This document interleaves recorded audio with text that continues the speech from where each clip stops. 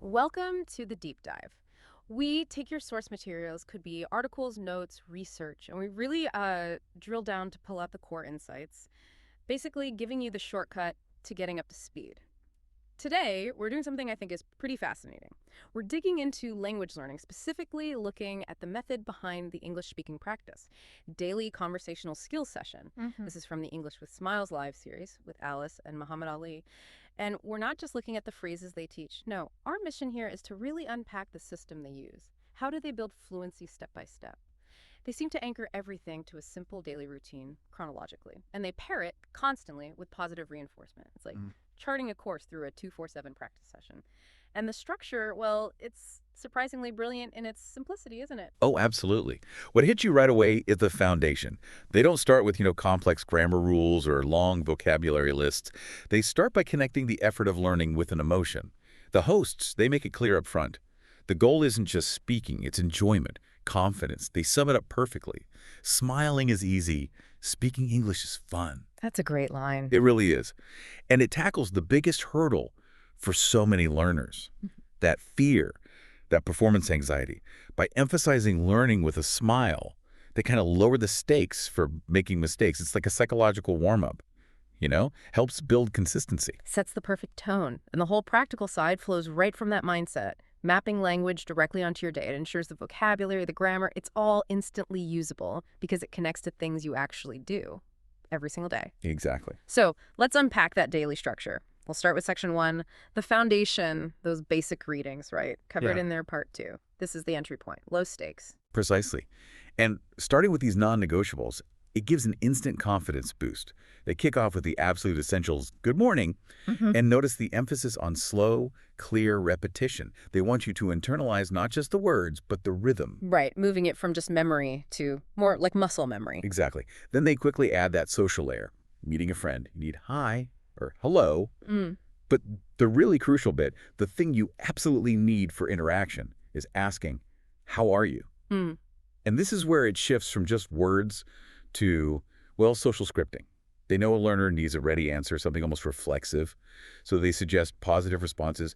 I'm fine, thank you, or I am good.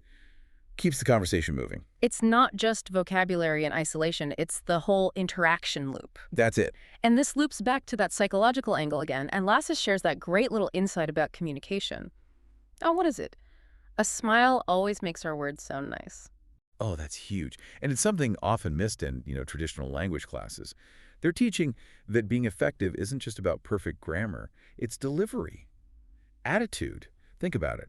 A learner who sounds positive, even with a few small errors, comes across as a better communicator than someone technically perfect but maybe cold or hesitant. That makes sense. Communication over clinical perfection. Yes, and that's key for getting fluent faster. Prioritizing communication. Yeah. Yeah, that really seems to be their core idea, which sets us up nicely for section 2, where they anchor that positive vibe into the actual, minute by minute of the day. Right. Part 3, the morning schedule.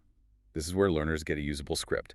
Simple subject-verb-object patterns, the kind that dominate basic English conversation. They jump right in with sentences based on time, like, I wake up at 7 o'clock, then I brush my teeth, I eat breakfast. It's a quick sequence. Simple, everyday verbs: wake up, brush, eat.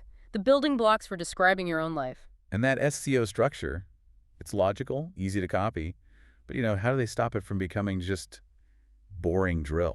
Good question. I think it's that positive reinforcement again, and the focus on real daily life. It's not abstract. You're literally mapping your life onto English. And here's where the teaching gets really subtle, moving beyond just correctness to cultural accuracy. They tackle a specific hygiene action. Ollie initially says, I take a bath, but Alice jumps in with a really important correction. That correction is gold. She tells him, no, I take a shower, if it's the quick daily thing. Right, because take a bath implies something longer, maybe less frequent. Exactly. It's a small tweak, but it moves the learner from just being understood to sounding, well, natural, culturally accurate. It shows the standard they're aiming for. It's not just about being functional, it's about sounding like you belong in the conversation. Textbook versus real world. Big difference. Yeah. And they solidify the routine by immediately moving you out the door using those simple movement verbs. I go to work at 9 o'clock.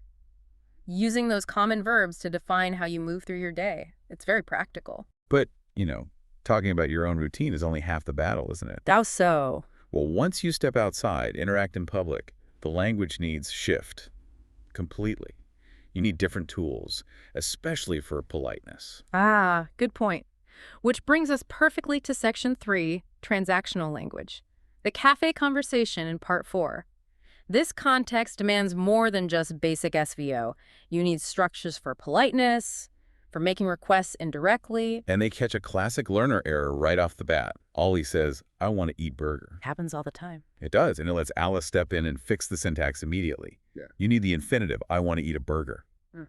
It's targeted feedback right when you need it, expressing desire. Shows they anticipate these common mistakes. But like you said, correct grammar isn't always enough, especially in English-speaking cultures.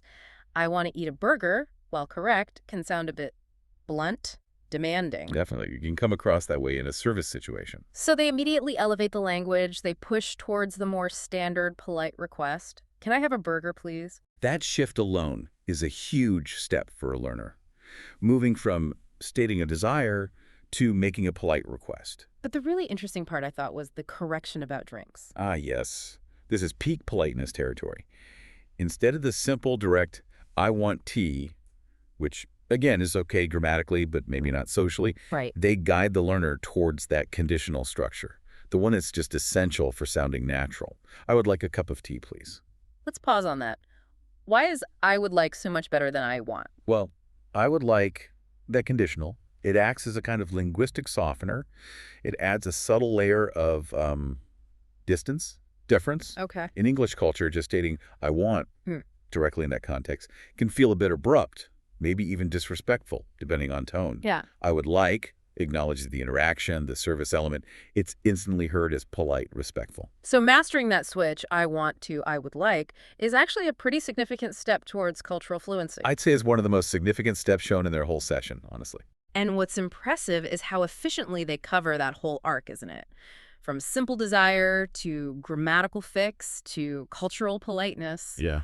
all in one short cafe scene. Super efficient. It's really focused instruction. Okay, moving to section 4. We're closing out the day now. Essential small talk, goodbyes, and then a review. Part 5 is after work small talk. Yeah, those crucial little phrases for ending interactions positively. You don't want things to just stop awkwardly. So, goodbye, see you later, have a nice day. They're fundamental for maintaining social connections, signaling the end smoothly. And they make it memorable with a bit of humor. I like that specific mistake Ollie makes accidentally saying, see you yesterday. Huh. Yes, that's brilliant, isn't it? It's such a simple, perfect illustration of how getting the tense wrong can completely mess up even a basic farewell. Right. You need future tense for goodbyes. Exactly. Tenses are crucial, and that mistake forces you to recognize it. The correction, obviously, is see you tomorrow, not yesterday. Using that error. Classic effective teaching. It really sticks with you. So finally, we get to the evening review in part 6. This is all about consolidation, making sure it sinks in. That recap is vital. It takes those phrases out of short-term memory and helps lodge them long-term. They systematically run through everything covered, all the greetings morning, afternoon, evening, night, the whole daily routine sequence, and that tricky but essential skill of ordering food politely. It's like built-in spaced repetition right within the lesson. Pretty much. And the session doesn't end with a test or anything. It ends with this final, really enthusiastic affirmation that captures their whole philosophy. After reviewing it all, they have the learner repeat, I can speak English every day. Nice positive ending. So if we pull back and look at the big picture, the value of this approach is really in that tight structure combined with the positive reinforcement. It breaks down this huge, often overwhelming task of learning a language into these manageable daily chunks. And crucially, it prioritizes using the language immediately, conversationally. With specific fixes for cultural nuance like shower versus bath or would like versus want, it's not just abstract rules. Exactly. So what does this mean for you listening? You've seen how mapping your actual day, waking, brushing teeth, eating, working onto specific sentences is a key to getting fluent quickly without a lot of anxiety. Which leads to an interesting thought for you to take away. The material we looked at focused on basic repetitive daily stuff, routine actions. If that structure works so well for the basics, how could you maybe extend it? Think about one complex, non-routine thing you did this week. Maybe researching a new topic, planning a tricky trip. Okay. Could you take that complex action and try to structure it into, say, 5 new English sentences Yeah. using that same chronological simple verb approach? That's maybe how you take this model beyond the everyday basics and apply it to your more complex thoughts and activities. Something to mull over. Definitely something to think about. Keep smiling, keep learning, and we'll catch you on the next deep dive.